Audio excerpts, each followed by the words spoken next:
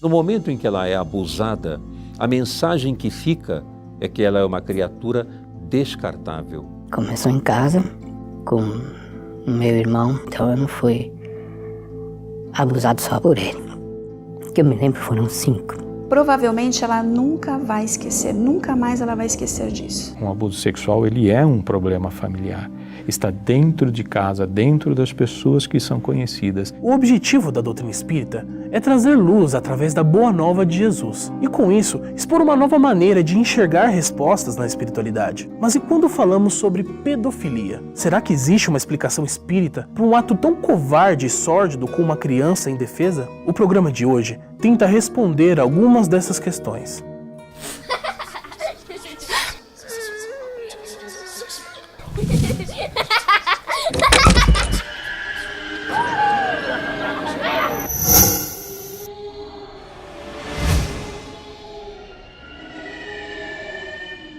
Atualmente, estima-se que até 1% da população mundial seja pedófila. No entanto, isso não quer dizer que todo esse 1% sejam agressores. Nesse caso, nem todo pedófilo é um agressor e nem todo agressor é um pedófilo.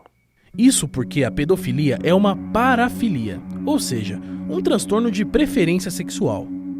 Não é toda parafilia que necessita de um tratamento. Por exemplo, pessoas que sentem atração sexual por pés são um tipo de parafilia.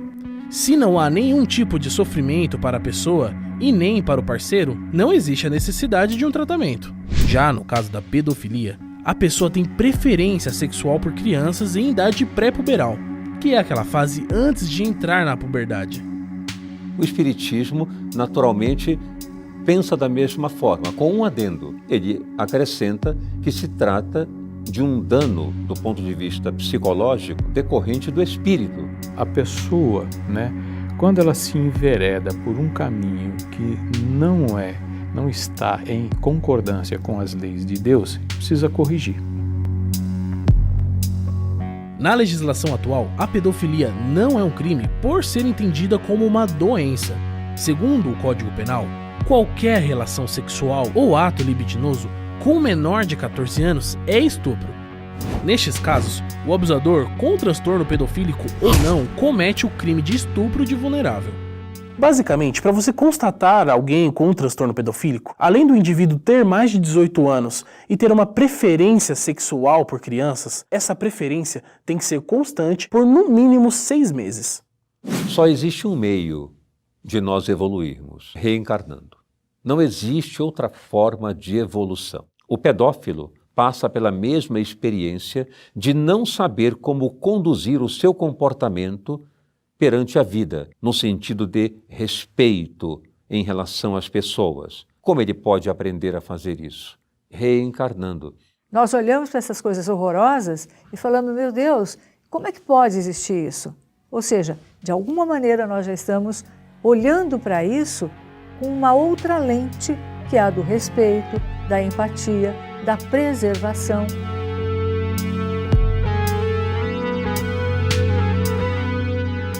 A psicóloga Paula Cristine nos conta que muitas vezes os danos sofridos por uma criança que foi abusada por um pedófilo podem ser extremamente graves e afetar diversas áreas.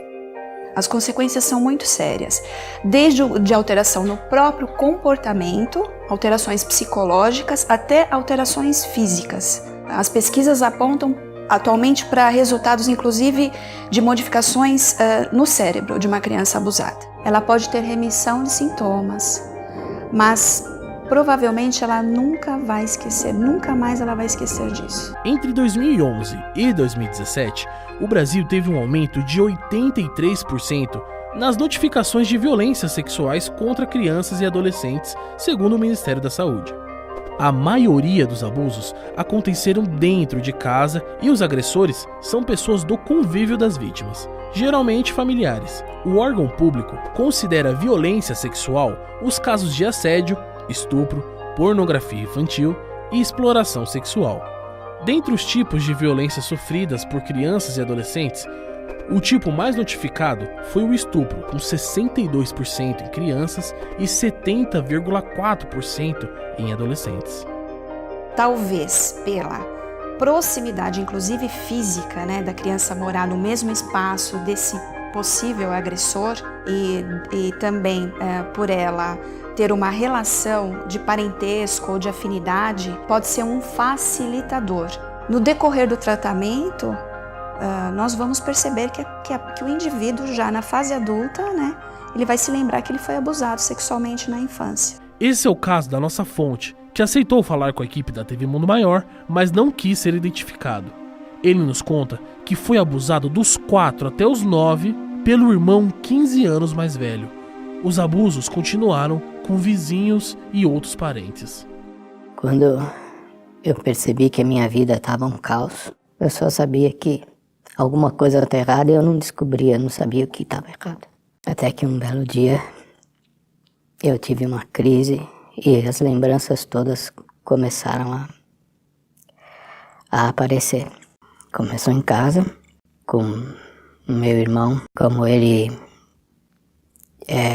era gay, então ele se relacionava com outros garotos e às vezes nesse grupo ele acabava me levando junto. Então eu não fui abusado só por ele.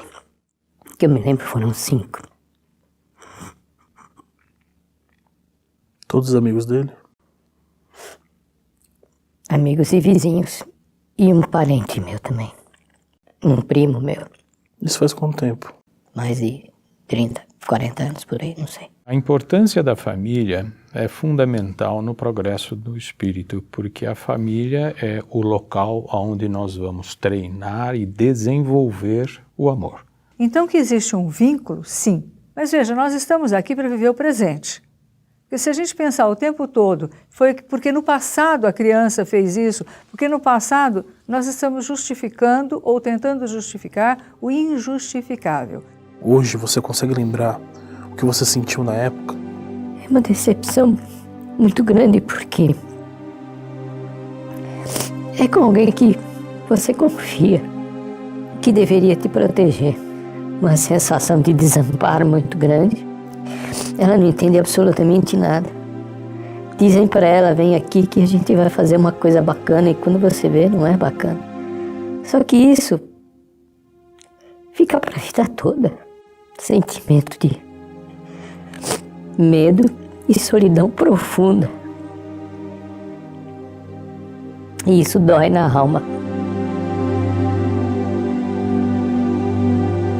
Ainda hoje, as causas dessa doença são desconhecidas, já que existem diversas possibilidades, como traumas passados e até mesmo alguns padrões genéticos. No entanto, nada é um consenso acadêmico. A lei do progresso é uma lei de Deus e todos nós, indistintamente, estamos sujeitos a essa lei. Então, todo mundo vai progredir. O pedófilo, o abusador. Então, o espírito carrega essas questões, essas distorções, não só no campo da sexualidade, mas no campo moral e ético de maneira geral. Embora a pedofilia seja efetivamente um transtorno de natureza mental bem catalogado, não podemos esquecer que a influência espiritual maciça ou obsessão frequentemente está presente, assolando o comportamento do pedófilo. O princípio da reencarnação e da existência de vidas passadas constituem a base da doutrina espírita. Então, será que é possível encontrar a origem da pedofilia ainda em vidas anteriores? Nós, quando chegamos neste mundo, não chegamos aqui como uma página em branco. Nós trazemos todo o repertório de experiências que vivenciamos anteriormente, nas nossas experiências multisseculares. Certamente, essa pessoa traz um conflito para ser resolvido, não para ser aumentado. Porém, é importante lembrar o seguinte, que a consciência, ela é o local aonde Deus escreveu as suas leis. Todos nós temos. No livro Sexo e Obsessão, o espírito Manuel Filomeno de Miranda nos fala sobre a existência de um lugar específico na espiritualidade, onde milhares de almas profundamente desequilibradas quanto às questões da sexualidade se reúnem. Segundo ele, Essas almas aliciam as pessoas que estão no plano terrestre, para que elas possam vampirizar o sexo em desequilíbrio. No entanto, no Livro dos Espíritos, Kardec questiona se o homem poderia, apenas pela sua própria vontade, vencer as suas más inclinações. E as respostas dos espíritos são categóricas, sim, e muito frequentemente fazendo esforços insignificantes. O que falta, na verdade, é vontade. Dito isso, a pergunta que fica é: por que existem tantos pedófilos que conseguem reprimir a sua condição parafílica e tantos outros agressores sexuais não conseguem? O pedófilo lança mão, sim, do seu livre-arbítrio, mas há um detalhe importante a ser citado aqui. Com o passar do tempo, com a repetição dessa prática, isso vai se tornando uma dificuldade de controlar esse impulso. E o livre-arbítrio fica prejudicado, o que não significa que a pessoa não deva. É claro que ela deve perante a lei moral. A criança, por mais que ela tenha um benfeitor, ela também está reencarnada num plano ainda muito complicado no campo da moral, no campo da ética. Os centros espíritas são conhecidos pelo atendimento multidimensional que oferecem para a sociedade. Mas qual será o papel deles no acolhimento das vítimas de abuso sexual? Foi o que perguntamos para o dirigente espírita Edson Figueiredo. Eu já vi esse tema ser tratado de uma forma muito rasa. O que eu quero dizer com isso? Aqueles conceitos espíritas, raso, de que se a criança passou por isso é porque ela tem algum... Gente, isso aí é um conceito muito estreito, muito impensado de tratar o assunto. Mesmo que eles tenham algum tipo de compromisso do passado, não é para que isso aconteça, pelo contrário, é para que neste ambiente juntos eles possam se desenvolver, eles possam crescer. Nós precisamos parar com esse tipo de conceito. É preciso estudar um pouco mais. É preciso entender o porquê que as pessoas reencarnam. O propósito de se passar por essa situação é se trabalhar a resistência a isso e poder chegar a voltar a progredir de uma forma tranquila. Se isso não for trabalhado, tratado, é possível que esse espírito carregue esse impacto por reencarnações sucessivas. A necessidade de amparar quem foi violentado, ou quem sofreu o abuso. Receber essas pessoas é a primeira coisa que a casa tem que estar preparada. Mas receber com acalento, com amparo, com ajuda, sem a condenação.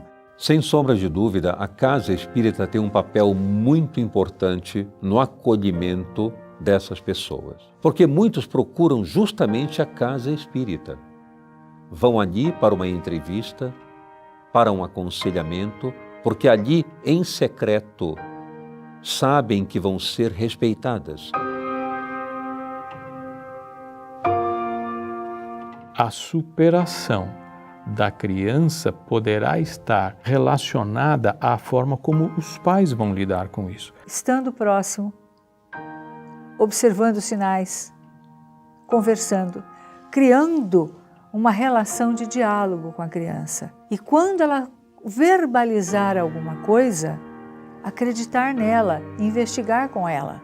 Quando conversamos com o nosso filho de uma maneira bondosa, serena, equilibrada, dizendo para ele algumas partes do seu corpo, somente você pode tocar. Uma conversa como essa tranquiliza a criança, não a perturba de forma alguma. Não posso falar sobre sexo, sobre zonas erógenas. Claro que devemos falar, de acordo com o entendimento da idade. Mas isso vai prevenir muito o ataque de outras pessoas, porque a criança vai acender o seu radar de percepção.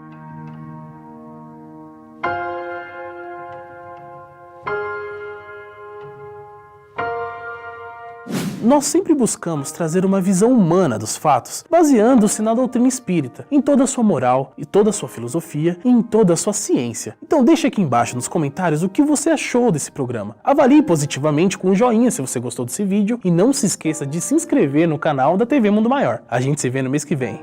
Tchau, tchau!